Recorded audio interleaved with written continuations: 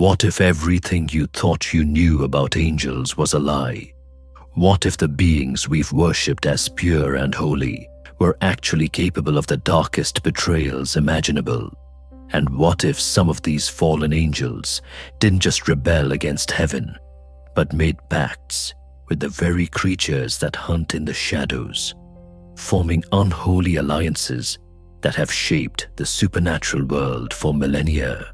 Welcome to Blood and Scripture, where ancient legends, forgotten horrors, and supernatural wars come to life.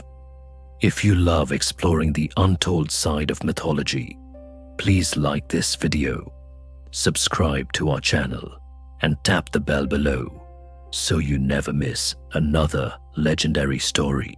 Tonight, we're diving into one of the most shocking and forbidden chapters in supernatural history, the story of how angels, beings of pure light and divine purpose, abandoned their sacred duties and joined forces with vampire clans. This isn't just a tale of rebellion. It's a story of corruption, power, and the price of immortality that goes far beyond anything you've heard in Sunday school.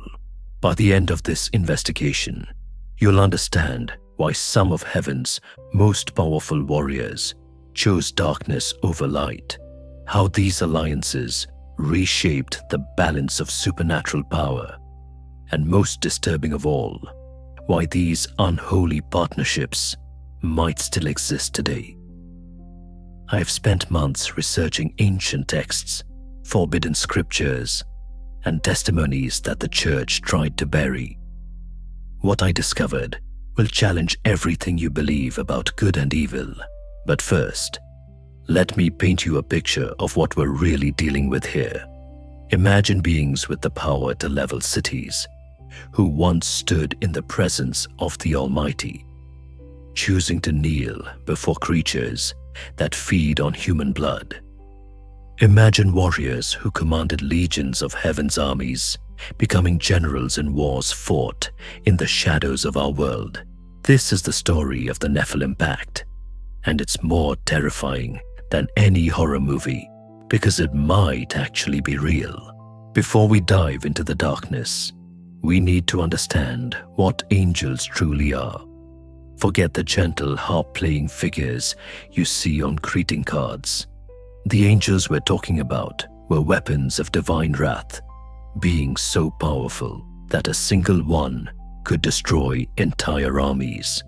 The book of Ezekiel describes them as creatures with 4 faces, 6 wings, and eyes covering their entire bodies. These weren't peaceful messengers, they were instruments of God's will, designed for war. The hierarchy of heaven was built like a military structure. At the top were the seraphim, the burning ones who stood closest to God's throne. Below them, the cherubim, guardians of divine knowledge. Then came the archangels, the generals of heaven's armies, beings like Michael, Gabriel, and yes, Lucifer himself. Each rank had its purpose, its power, and its place in the cosmic order. But here's what the traditional texts don't tell you. These beings weren't mindless automatons. They had free will, emotions, desires, and most dangerously of all, pride. The very qualities that made them effective warriors also made them susceptible to corruption. And when you combine divine power with the capacity for rebellion, you get something far more dangerous than any demon hell could produce. The first great rebellion is well documented. Lucifer, the morning star, the most beautiful of all angels, led a third of heaven's host in revolt against God. Traditional theology tells us they were cast into hell, transformed into demons, and that was the end of it.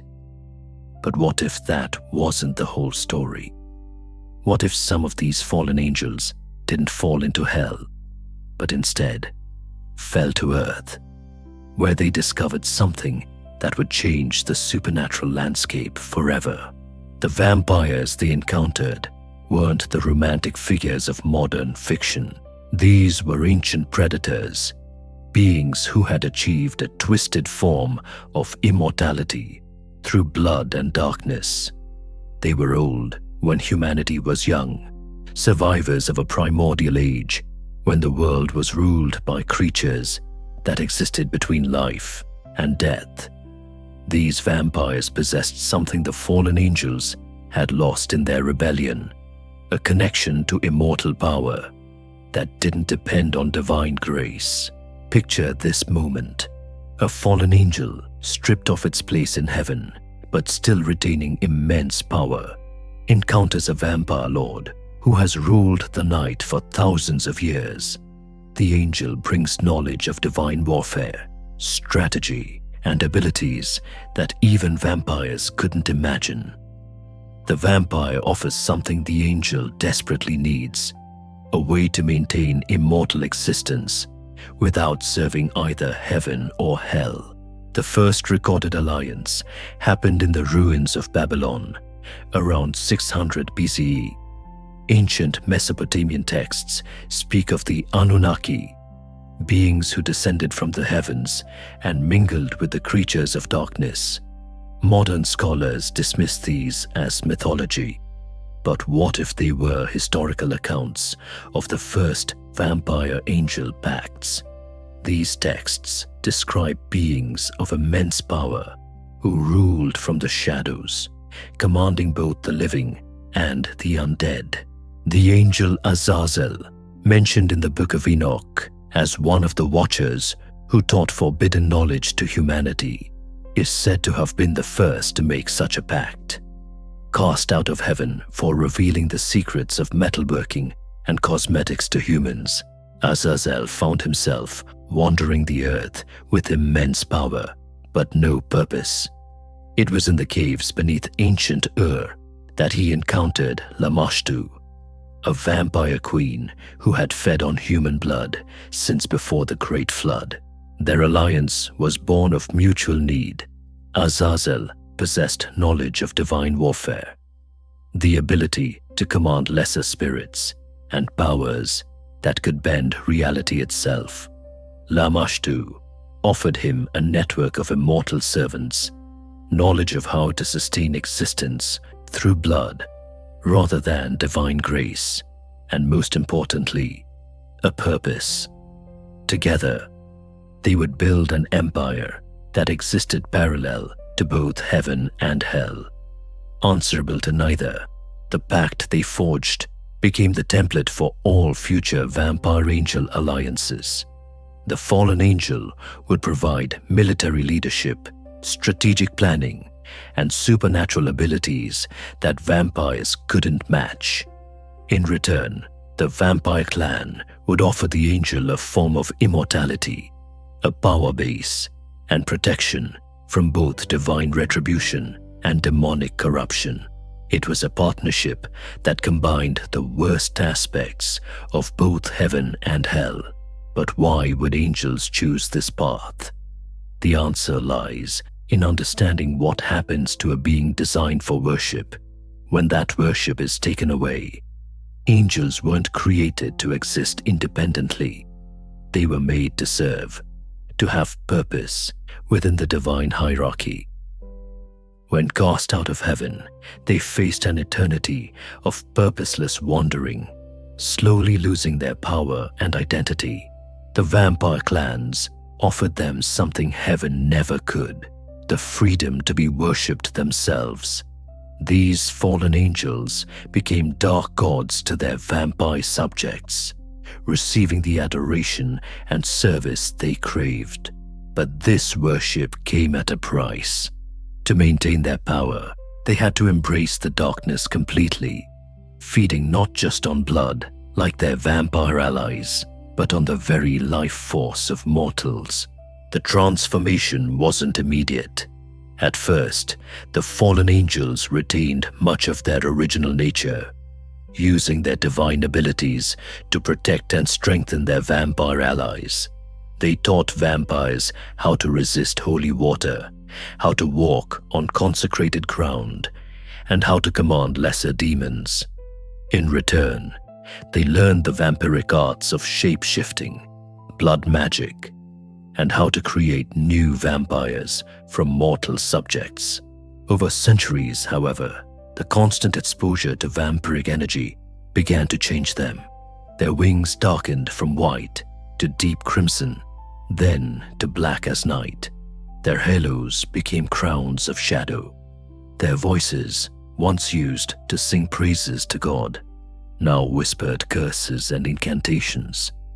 They were becoming something new, something that was neither angel nor vampire, but a fusion of both. These hybrid beings became known in occult circles as the seraphic vampires, creatures that combined angelic power with vampiric hunger. They were more dangerous than either parent species because they retained the strategic thinking and divine abilities of angels while gaining the predatory instincts and immortality of vampires. They could walk in daylight, resist holy symbols, and command both vampires and lesser demons. The first vampire-angel war broke out in medieval Europe when these alliances became too powerful to ignore. Traditional vampire lords felt threatened by the fallen angels' influence over their clans, while heaven's remaining forces sought to destroy the abominations their former brothers had become. The conflict raged for centuries, fought in the shadows of human history, with battles that left entire regions cursed and uninhabitable. Chronicles from the period describe strange phenomena. Entire villages found drained of blood with no sign of struggle, suggesting victims had been enthralled by angelic power before being fed upon. Churches burned from the inside out, despite being soaked in holy water. Priests found dead in their sanctuaries, with expressions of rapture on their faces, as if they had welcomed their destroyer as a messenger of God. The most terrifying aspect of these vampire-angel alliances was their recruitment methods. Unlike traditional vampires who turned humans through bites, these hybrid creatures could corrupt mortals through what they called divine seduction. They would appear to devout humans as angels of light, gaining their trust and worship before slowly corrupting them through a series of blood rituals that combined angelic magic with vampiric transformation. These new converts retained more of their humanity than traditional vampires, making them perfect infiltrators within human society. They could enter churches, handle holy relics, and even perform religious ceremonies, all while serving their dark masters.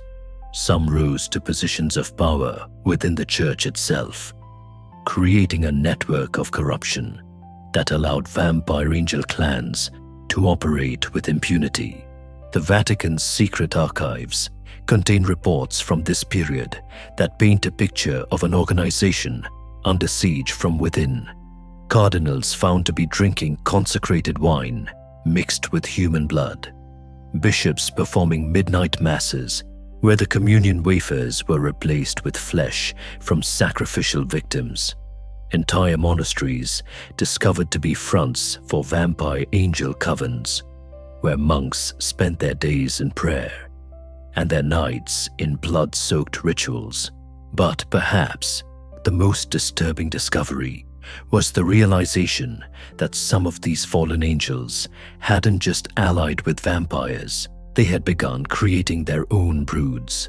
Using their divine essence, combined with vampiric blood magic, they could transform mortals into creatures that were part angel, part vampire, and completely loyal to their creator. These beings, known as the Angel-born, possessed abilities that defied both divine and vampiric law. The Angel-born could fly using wings of shadow and light, feed on both blood and spiritual energy, and most terrifyingly, they could appear as perfect angels to those they hunted. They became the perfect predators, able to lure victims with divine beauty while possessing the hunger and cruelty of vampires. They were living weapons designed to corrupt the faithful and build armies for their fallen angel masters. As these alliances grew in power and influence, they began to threaten the very fabric of reality itself. The balance between good and evil, between the divine and the damned, was shifting toward darkness. Something had to be done, and the response would come from the most unexpected source.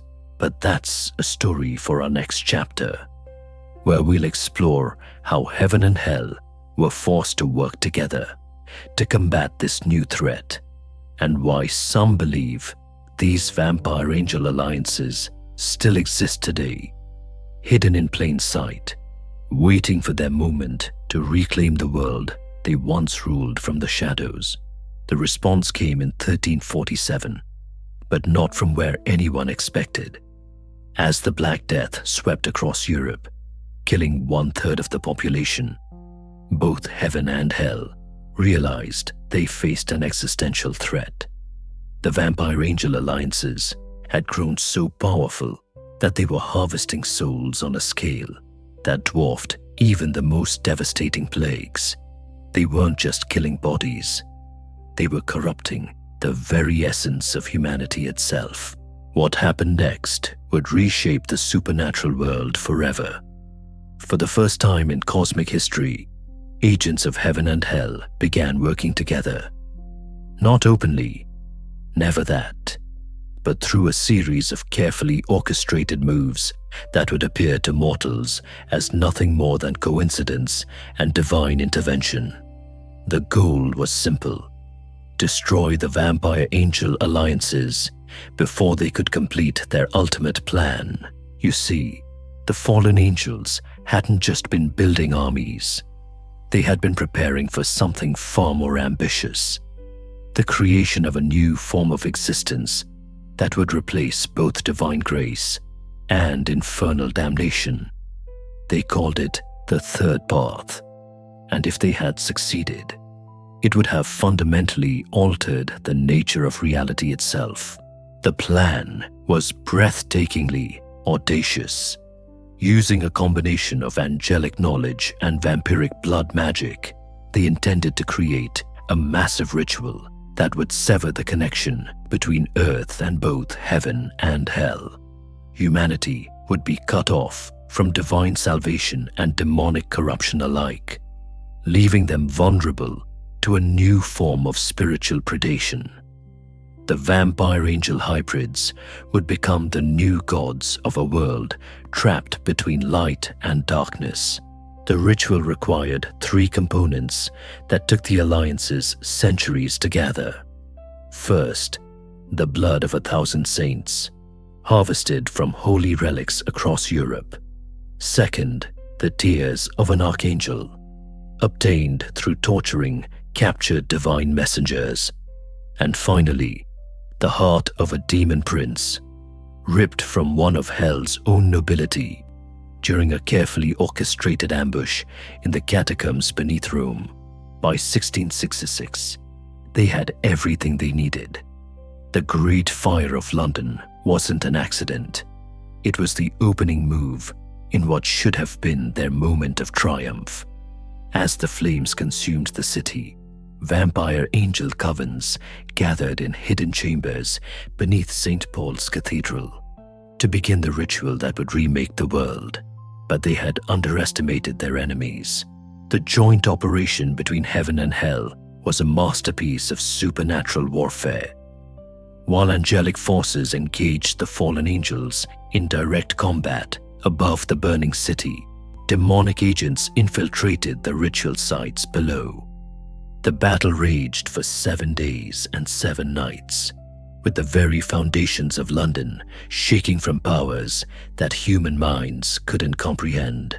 Witnesses described impossible sights: angels and demons fighting side by side against creatures that seemed to embody both light and shadow, vampire lords being torn apart by beings of pure flame, while fallen angels were dragged into pits of darkness by chains forged in the fires of hell. The sky above London bled crimson rain, and the Thames ran black with supernatural ichor. When the smoke cleared, the immediate threat had been eliminated. The ritual sites were destroyed, the gathered components scattered or consumed, and most of the vampire angel leadership had been killed or captured. But the victory came at an enormous cost. The collaboration between heaven and hell had been exposed, creating a crisis of faith that would echo through the centuries. More importantly, not all of the vampire angel alliances had been destroyed. The smartest and most cunning of these hybrid creatures had seen the writing on the wall and gone deep underground. They abandoned their grand plans for global domination and instead focused on survival, adapting their methods to avoid detection by both divine and infernal forces. These survivors learned to operate in cells, never gathering in large groups that might attract attention.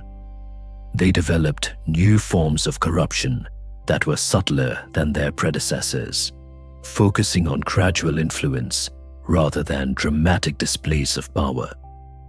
Instead of building armies, they began infiltrating existing power structures, becoming the hidden hand that guided human affairs from the shadows. The Industrial Revolution provided them with perfect cover.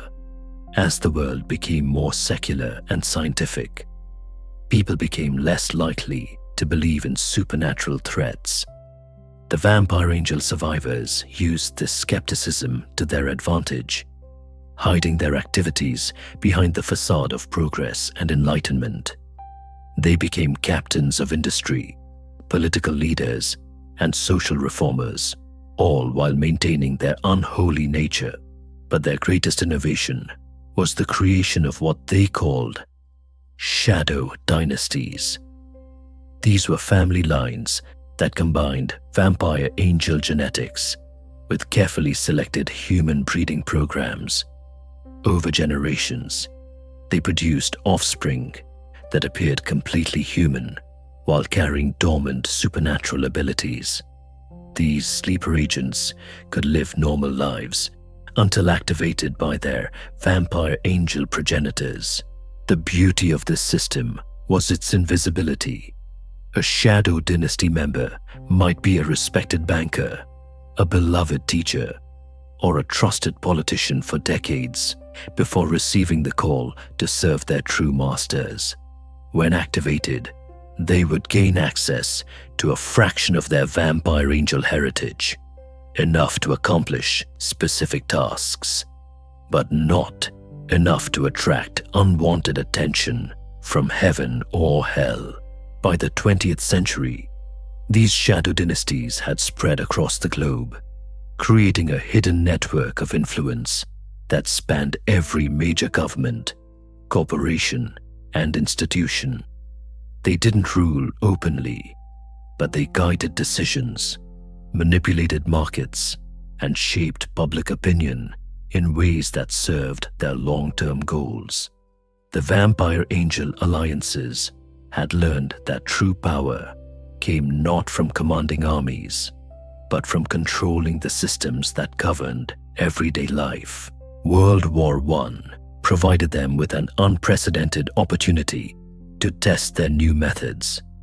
While the world focused on the carnage in the trenches, vampire angel agents worked behind the scenes to harvest the spiritual energy released by mass death and suffering.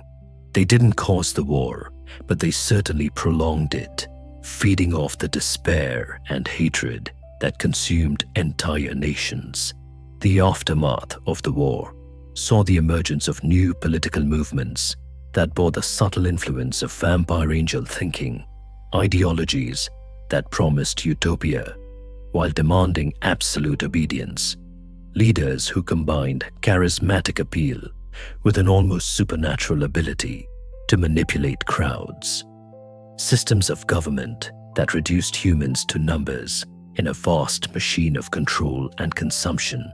But perhaps their greatest success was in the realm of technology. As the world became more connected through radio, television, and eventually the internet, the vampire angel networks found new ways to spread their influence. They didn't need to corrupt individuals anymore when they could corrupt the very media that shaped public consciousness. The development of mass entertainment became their primary weapon. Movies, television shows, music, and literature that gradually normalized concepts that would have horrified previous generations. Violence became entertainment. Corruption became sophistication. The sacred became commodity. Step by step, they were preparing humanity for a world where vampire angel values would seem not just acceptable, but desirable. The digital age has accelerated this process exponentially. Social media platforms that turn human connection into data points for manipulation. Algorithms that feed on emotional engagement, regardless of whether that emotion is positive or negative. Virtual realities that offer escape from a world made increasingly hostile to genuine human flourishing. Modern vampire angel operations bear little resemblance to their medieval predecessors. There are no dramatic rituals in Gothic cathedrals, no obvious displays of supernatural power. Instead, there are board meetings in corporate towers, decisions made in algorithm design labs, and policies crafted in think tanks funded by anonymous donors. The corruption is systemic, embedded in the very structure of modern civilization, yet traces of their true nature remain for those who know how to look. The obsession with youth and beauty that drives entire industries, the cult of celebrity that turns mortal humans into objects of worship, the increasing normalization of behaviors that previous generations would have recognized as fundamentally inhuman. These aren't just social trends, they're symptoms of a deeper spiritual infection. The most terrifying aspect of the modern vampire angel presence is how well it's hidden. Unlike their predecessors, who reveled in their power, today's vampire angel agents understand that their greatest strength lies in being underestimated. They present themselves as champions of progress, defenders of human rights, and guardians of democratic values, all while slowly eroding the very foundations that make such concepts possible. They've learned to weaponize human idealism against itself. Environmental movements that demand the sacrifice of human prosperity for abstract principles. Social justice campaigns that turn neighbor against neighbor in the name of equality. Educational systems that teach children to hate their own heritage while embracing ideologies that would have been recognized as demonic in any previous era. The question that haunts those who study these patterns is whether humanity is even capable of recognizing the threat anymore. Generations have grown up in a world shaped by vampire angel influence, accepting as normal what their ancestors would have died to prevent. The corruption has become so complete that many humans now actively participate in their own spiritual destruction, believing they're building a better world. But there are still those who remember, hidden in monasteries and mystery schools, in secret societies and forgotten libraries. There are humans who maintain the old knowledge. They watch for signs. They preserve the weapons that can still harm these creatures. And they prepare for the day when the mask might finally slip and reveal the true face of their hidden masters. These guardians know that the vampire angel alliances never truly disappeared. They evolved, adapted, and found new ways to feed on humanity's spiritual essence. The battle that began in the shadows of ancient Babylon continues today, fought not with swords and sacred fire, but with information, influence, and the slow corruption of human souls. The war for humanity's future is being waged in boardrooms and classrooms, in entertainment studios and research laboratories. The weapons are ideas, images, and algorithms designed to reshape human consciousness itself. And most terrifying of all, the majority of humanity doesn't even know the battle is happening. The evidence of their continued presence isn't found in ancient grimoires or dusty church archives anymore. It's hidden in plain sight, woven into the fabric of our daily lives through mechanisms so subtle that we mistake them for progress. The modern vampire-angel hybrid has mastered the art of corruption through comfort, turning humanity's greatest achievements into instruments of spiritual harvesting. Consider the phenomenon of social media addiction.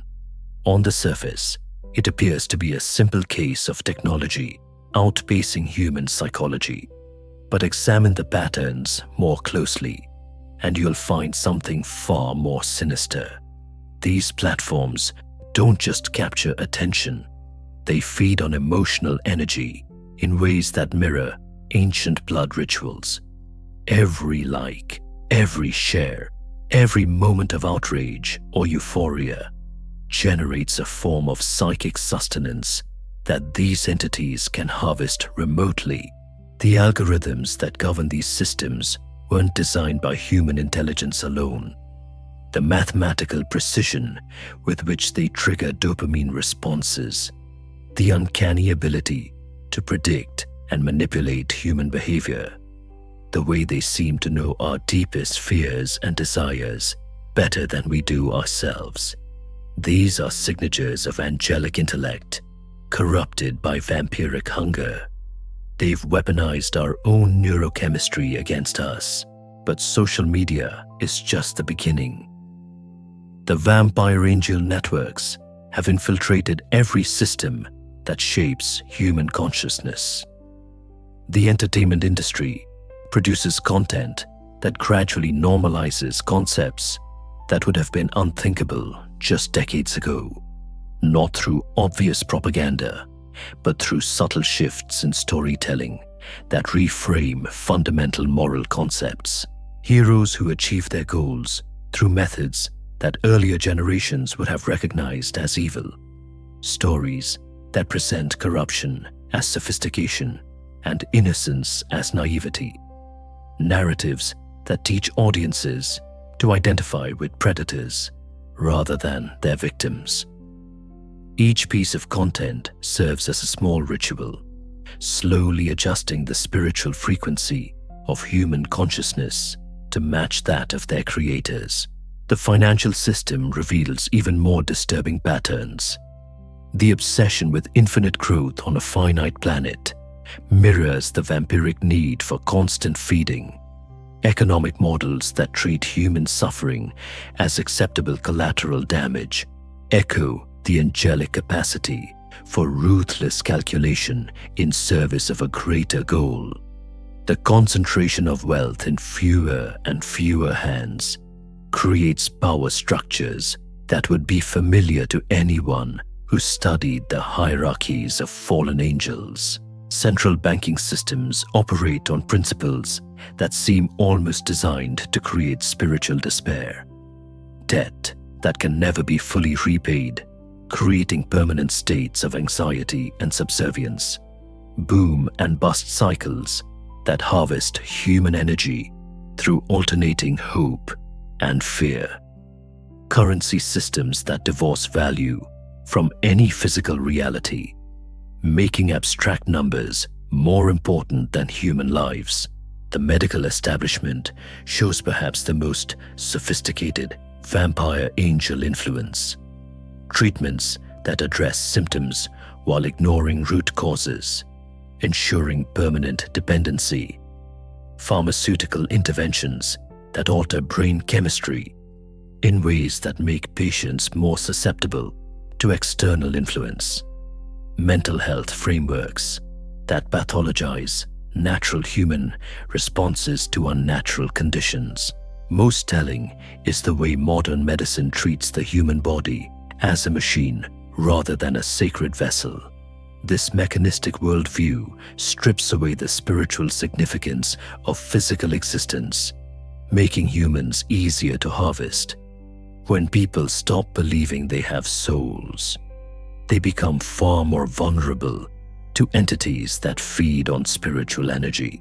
Educational systems have been particularly effective recruitment tools. Children are taught from an early age to trust experts over their own perceptions, to value collective opinion over individual conscience, and to see traditional wisdom as outdated superstition. By the time they reach adulthood, many humans have been conditioned to actively resist the very knowledge that might protect them from supernatural predation. The curriculum itself has been carefully crafted to produce citizens who are intelligent enough to be useful, but not wise enough to be dangerous. Technical skills are emphasized while spiritual development is ignored or actively discouraged. History is presented in ways that make past victories over supernatural evil seem like primitive ignorance rather than hard-won wisdom.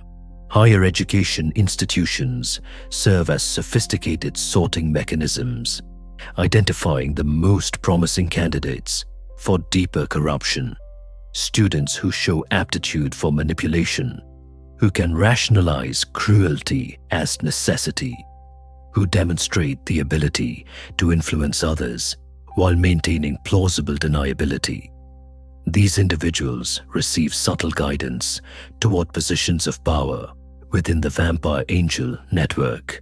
The process is gradual and seemingly natural. A scholarship here, a recommendation there, an internship that leads to opportunities others never receive. By the time these candidates realize they're being groomed for something larger, they're already too invested in the system to easily escape. The promise of power, prestige, and purpose proves irresistible to most, especially when the full cost isn't revealed until it's too late. Religious institutions haven't been spared from infiltration either. The vampire angel networks understand that true faith poses an existential threat to their operations, so they've worked systematically to corrupt organized religion from within. This isn't accomplished through obvious heresy, but through subtle shifts in emphasis that gradually drain spiritual practices of their protective power. Modern churches that focus more on social activism than spiritual development serve vampire angel interests perfectly.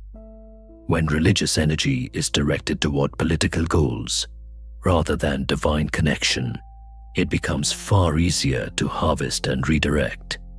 Congregations that spend more time debating earthly policies than seeking heavenly wisdom are essentially feeding their spiritual energy directly to entities that view such energy as sustenance. The prosperity gospel represents one of their most successful innovations. By convincing believers that material wealth indicates divine favor, they've created a form of spirituality that actually strengthens vampiric values. Congregations that worship success over sacrifice, that seek comfort over truth, that measure blessing by bank accounts rather than spiritual growth. These communities become breeding grounds for the very corruption they claim to oppose. Even more insidious is the way vampire angel agents have infiltrated theological education. Seminary students are taught to view scripture through academic frameworks that strip away its protective power. Ancient texts that once served as weapons against supernatural evil are reinterpreted as historical curiosities or metaphorical literature. The result is a generation of religious leaders who no longer believe in the literal reality of spiritual warfare. When pastors, priests, and rabbis dismiss accounts of angelic rebellion as primitive mythology, they leave their flocks defenseless against entities that very much believe in their own existence. It's the perfect crime, convincing the gods that there's nothing to guard against. Scientific materialism has been weaponized to similar effect by promoting the belief that consciousness is nothing more than brain chemistry, that spiritual experiences are simply neurological misfires, that evil is just a social construct. The vampire angel networks have created a worldview that makes their very existence seem impossible. This isn't to say that science itself is corrupt, but rather that it's been deliberately limited in scope. Research into consciousness, psychic phenomena, and spiritual healing is systematically defunded or discredited. Scientists who investigate areas that might threaten the vampire angel narrative find their careers mysteriously stalled, their funding mysteriously withdrawn, their reputations mysteriously tarnished. Meanwhile, technologies that serve vampire angel interests receive unlimited resources. Artificial intelligence systems that can manipulate human behavior with unprecedented precision. Biotechnology that can alter human genetics in ways that might make future generations more susceptible to supernatural influence. Surveillance systems that can monitor and predict human activity with almost supernatural accuracy. The development of these technologies isn't driven by human needs, but by the requirements of entities that view humanity as a resource to be managed rather than beings to be respected. The fact that so many humans eagerly embrace technologies that obviously diminish their privacy, autonomy, and spiritual connection suggests that the corruption has reached levels that would have seemed impossible to previous generations. Climate change movements reveal another layer of vampire angel manipulation. Not the environmental concerns themselves, which may be entirely legitimate, but the specific solutions being promoted. Policies that require massive sacrifices from ordinary humans while concentrating even more power in the hands of global elites. Technologies that make individuals more dependent on centralized systems for basic survival needs. Most telling is the religious fervor with which climate activism is often pursued. The willingness to sacrifice human prosperity for abstract principles. The demonization of those who question the proposed solutions. The apocalyptic language used to describe potential futures. These patterns mirror ancient forms of demon worship far more than genuine environmental concern. The vaccine controversies of recent years provide perhaps the clearest window into how vampire angel networks operate in the modern world. Regardless of one's position on vaccine safety or efficacy, the response to questioning revealed something deeply disturbing about the nature of contemporary authority. The immediate demonization of anyone who raised concerns, the systematic suppression of alternative viewpoints, the willingness to destroy careers and relationships over medical decisions, the gleeful celebration of suffering among the non-compliant. These behaviors don't emerge naturally from human communities. They require the kind of coordinated manipulation that only entities with vast resources and supernatural insight could orchestrate. More disturbing still was the religious language used by vaccine proponents. The unquestioning faith demanded in authorities, the ritual aspects of vaccination campaigns, the social excommunication of heretics, the promise of salvation through medical intervention. These elements transformed a public health measure into something that looked suspiciously like a religious initiation. Those who complied weren't just protecting their health, they were demonstrating their willingness to subordinate personal judgment to collective authority. They were proving that they could be made to accept interventions in their bodies based solely on the word of experts they'd never met. From a vampire angel perspective, this represented a massive spiritual victory, a demonstration that humanity could be made to surrender bodily autonomy through carefully orchestrated fear campaigns. The aftermath proved even more revealing. Rather than celebrating the end of the crisis, authorities seemed reluctant to relinquish the emergency powers they'd claimed. New crises emerged with suspicious regularity, each requiring similar levels of unquestioning compliance. The pattern suggested that the goal had never been public health, but rather the establishment of new forms of social control that could be activated whenever needed. This brings us to the most chilling realization of all. The vampire angel alliances haven't just survived into the modern era. They've achieved something their ancient predecessors could never have imagined. They've created a world where humans willingly participate in their own spiritual harvesting, believing they're building a better future, while systematically dismantling the very foundations that once protected them from supernatural predation. The genius of their modern approach lies in its invisibility. Where once fallen angels commanded armies of the undead in dramatic battles against the forces of light, today's vampire angel hybrids operate through systems so complex and interconnected that even their own agents often don't understand the full scope of what they're serving. They've created a machine of spiritual consumption that runs on human consent, fed by our own desires for comfort, security, and belonging. Consider how they've transformed the very concept of free will. In ancient times, corruption required direct supernatural intervention. A demon had to possess someone, a vampire had to bite them, a fallen angel had to appear and offer a bargain. The victim knew they were choosing between good and evil, light and darkness. Today's corruption is far more sophisticated. Modern humans are presented with choices that appear rational and beneficial, but gradually lead them away from spiritual truth. The businessman who cuts corners to provide for his family, the politician who compromises principles to achieve the greater good, the scientist who suppresses inconvenient data to advance important research.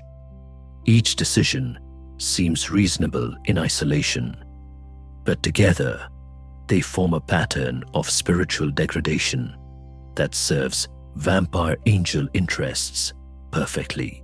The most terrifying aspect is how they've made their values seem like human values.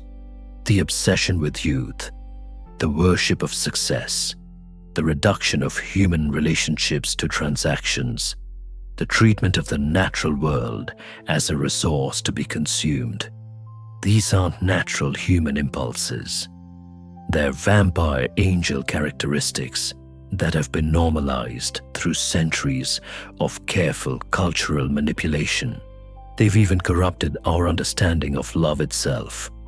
Where once love was seen as a force that connected humans to the divine, that inspired sacrifice and service to others, modern culture presents love as primarily a feeling, something that exists for personal fulfillment rather than spiritual growth. This redefinition makes humans far more vulnerable to the kind of spiritual predation that vampire angel entities practice. The family unit, once humanity's strongest defense against supernatural corruption, has been systematically undermined, not through direct attack, but through economic pressures that make traditional family structures difficult to maintain, cultural messages that present family obligations as oppressive, and technological innovations that reduce the need for human connection. Isolated individuals are far easier to harvest than those embedded in strong community networks. Educational systems now teach children that they're accidents of evolution rather than beloved creations, that morality is relative rather than absolute, that their ancestors were ignorant rather than wise. By the time these children reach adulthood, they've been stripped of the very beliefs that once provided protection against supernatural evil. They become what the vampire angel networks call open vessels, humans who have no spiritual defenses because they don't believe they need any.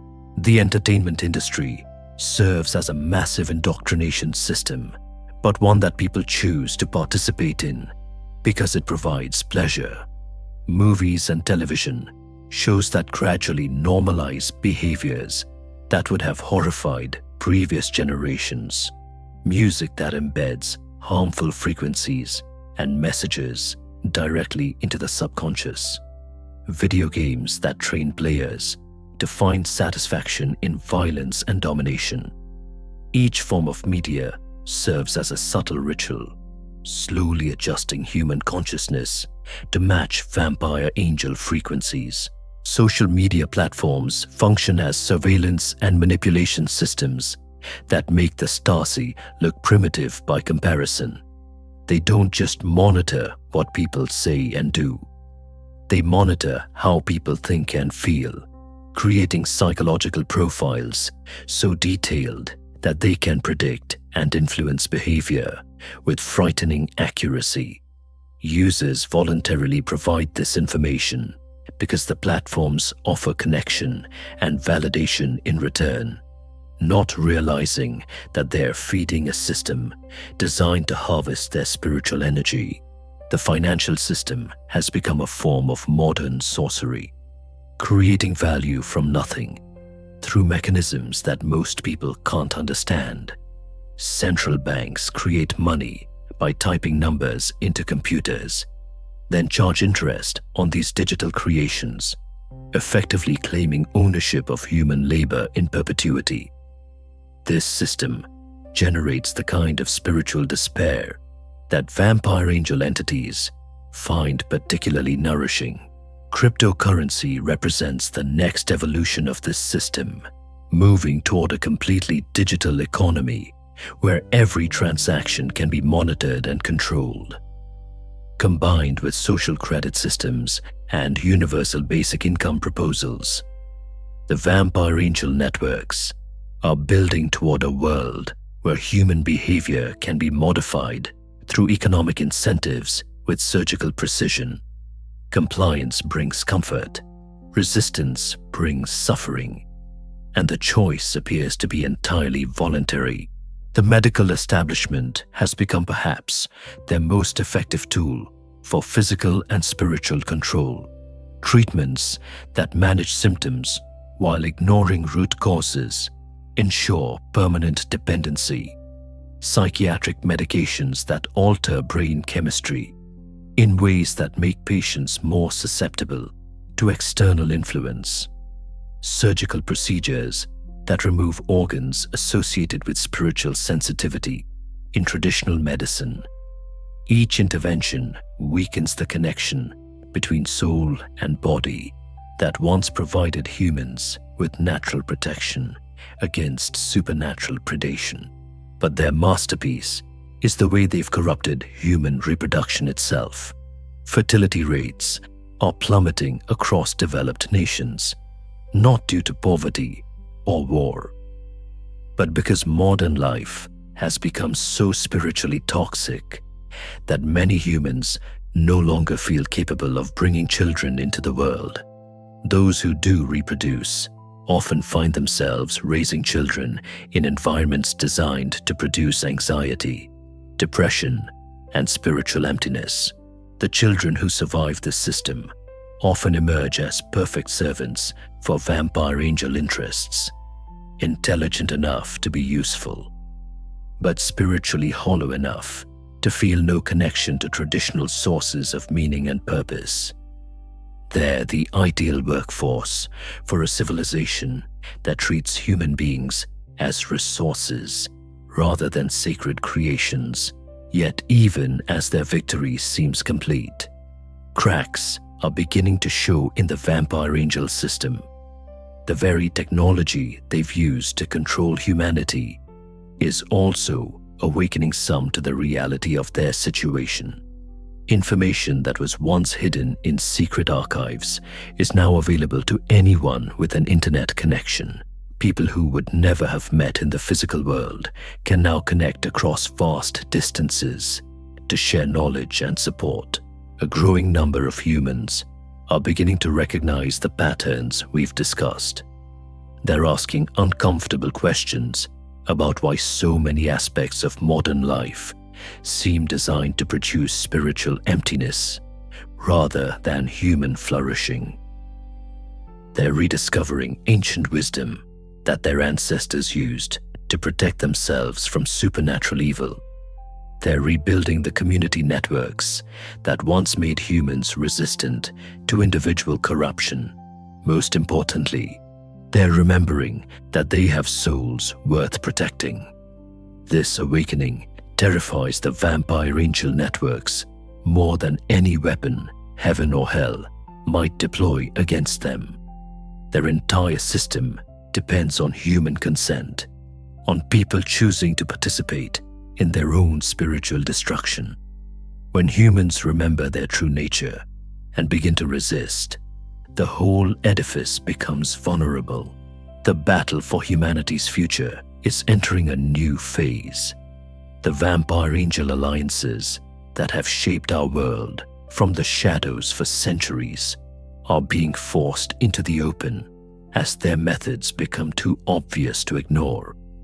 The question now is whether enough humans will awaken in time to choose a different path. The signs of this awakening are everywhere if you know how to look. Underground networks of researchers sharing forbidden knowledge through encrypted channels, ancient texts being translated and distributed faster than they can be suppressed. Spiritual practices once confined to secret societies, now spreading through grassroots movements that operate outside traditional religious institutions. But the vampire angel response has been swift and brutal. The same systems they've spent centuries perfecting are now being weaponized against anyone who threatens their control. Social media accounts disappear overnight. Researchers find their funding mysteriously cut. Whistleblowers suffer sudden accidents or develop unexpected illnesses. The pattern is clear to those paying attention. What makes this modern spiritual war different from its ancient predecessors is the stakes involved. In medieval times, the battle was fought over individual souls and local communities. Today, the vampire angel networks have the technology and infrastructure to harvest spiritual energy on a planetary scale. If they succeed in their current plans, there may be no coming back for humanity. Their ultimate goal hasn't changed since ancient Babylon. Only the methods have evolved.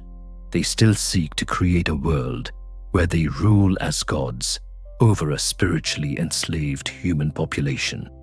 The difference is that today's technology makes such control possible in ways their ancestors could never have imagined.